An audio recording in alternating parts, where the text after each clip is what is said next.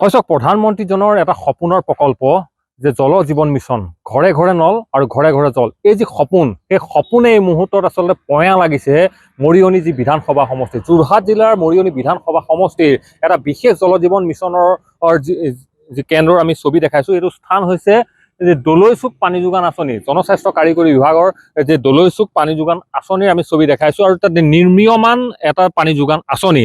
আজি তাৰিখত এই যিটো নিৰ্মীয়মান পানী যোগান আঁচনি, সেই পানী যোগান আঁচনিটোৱে কিমান আচলতে সুফল দিলে এই যে ইয়াৰ বিস্তীৰ্ণ যিটো দলৈচুক অঞ্চলৰ বিস্তীৰ্ণ অঞ্চলৰ যিসকল লোক, সেই খবৰ যদি আপুনি লয় চকু কপালত উঠিব যে এই যিটো প্ৰকল্প, এই প্ৰকল্পটো নিৰ্মাণৰ পাছতো কিন্তু এটা সপ্তাহো যে এইসকল লোকক কিন্তু আজি তাৰিখত উপকৃত কৰিব নোৱাৰিলে। আজি তাৰিখত অচল হৈ পৰি আছে এই বৃহৎ আচলতে যিটো প্ৰকল্প। মই বেছি পাতনি নেমেলি স্থানীয় যিসকল লোক আছে তেখেতসকলৰ পৰা আমি জানিম, যিসকল হিতাধিকাৰী তেখেতসকলৰ পৰা জানিম কেনেকুৱা ধৰণৰ এই যিটো প্ৰকল্প বনালে আপোনালোকৰ সুবিধাৰ কাৰণে। এইটোৰ পৰা আপোনালোকে পোনে পোনে প্ৰশ্ন, কিমান পানী পালে আজি তাৰিখলৈকে? হয় চাওক, আমাৰ এইটো দলৈচুক পানী যোগান আঁচনি যিটো আমাৰ জগদৰ TN ট্ৰেডিং কোম্পানীৰ মাটিত অৱস্থিত।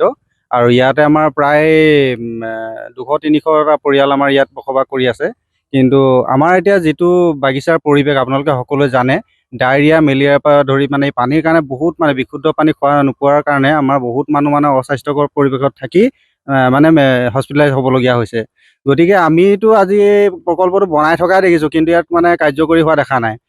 প্ৰথম অৱস্থাত দুদিনমান আমাক পানী দিলে আমি সকলোৱে প্ৰত্যেকৰ ঘৰতে আমাৰ যিখিনি মানে আচবাব পাইপৰ পৰা ধৰি চিনটেক্সৰ বহুত টকা পইচা খৰচ কৰি আমি আনিলোঁ, ভাবিলোঁ যে আশা কৰিলোঁ যে চৰকাৰৰ পৰা পানীটো পাম।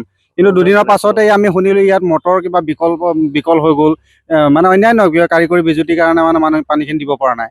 তেনেকৈ ধৰক আজিলৈকে আমি বিশুদ্ধ পানী খোৱাৰ পৰা বঞ্চিত হৈ আছোঁ। আমাৰ ল'ৰা ছোৱালীয়ে হওক বা আমাৰ বৃদ্ধসকলে হওক, এই পানীৰ কাৰণে বহুতো পানী দূষিত কাৰণে আমাৰ এতিয়া মানে হস্পিটেলাইজ হ'বলগীয়া হৈছে। বহুত ওপৰত কেইদিন পানী পালে আপোনালোকে? আমি প্ৰথমত আমি এসপ্তাহমান পানী পালোঁ। তাৰপাছত আৰু মেচিনটো বন্ধ আমি বহুত প্ৰতিবাদ কৰিলোঁ, ইয়াত এপ্লিকেশ্যনো কৰিলোঁ। কৰাৰ পাছত আকৌ আহি দুদিনমান কৰিলে, যোৱা এসপ্তাহমানৰ আগতে 2 দিন দিলে মাত্ৰ পানী।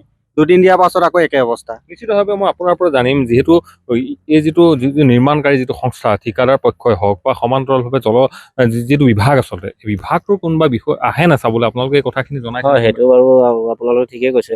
আমাৰ জল জীৱনৰ যিটো পানী আঁচনি দিছে, আমাৰ খুব মানে পানীৰ কাৰণে সমস্যা এটা হৈছে।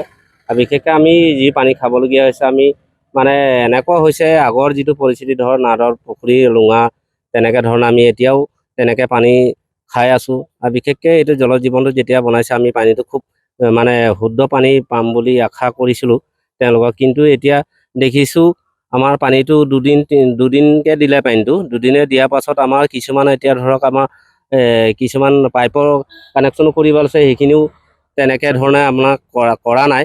আৰু বিশেষকৈ আৰু যিখিনি টেপ কল আছে, টেপ কলখিনিও আমাক দিয়া নাই।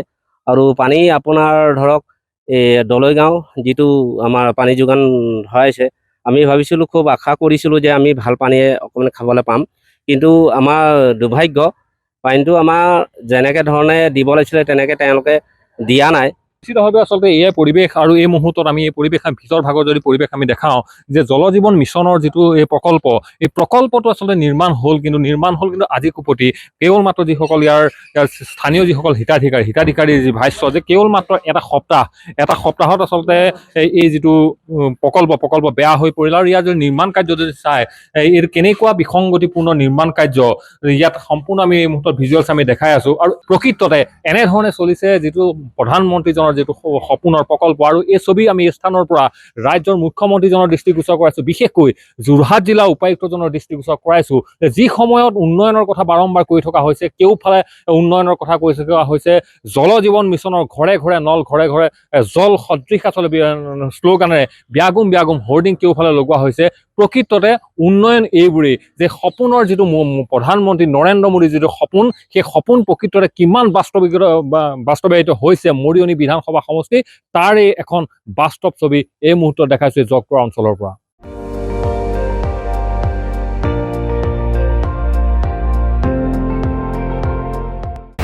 আপুনি চাই আছে ND24, সৰ্বশ্ৰেষ্ঠ নহয়, সৰ্বোত্তমৰ দৌৰ।